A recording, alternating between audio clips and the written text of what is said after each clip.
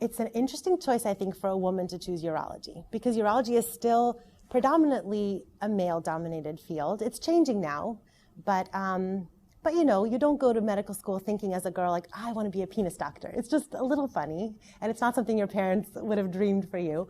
But I love urology. And part of the reason is because I think patients have to really trust you, and you have to earn their trust for them to tell you things that are very sensitive and personal. And you have to talk about sex, and you have to talk about genitals and all this stuff that is really hard for people. And I really like that challenge. And I've always liked listening to people and listening to their stories. And I feel like people trust me.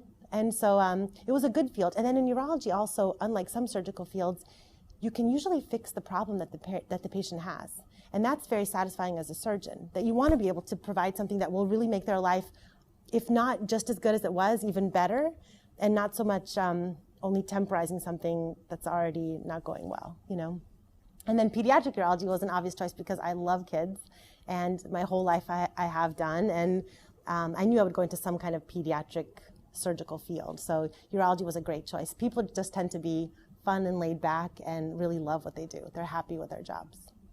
I'm not the kind of surgeon, I would say, who can see 50 patients a day in clinic. And there are many who can, and I admire them, but that's not my style, because I feel like part of making that connection is making sure that the patient feels heard and feels understood, and that takes time sometimes. And I feel like in my clinic, I really like for my patients to have time to explain everything to me and tell me exactly what's going on at home, and I want to make sure that I understand them, and will sometimes make them say things over and tell them what I think I understand and is that correct.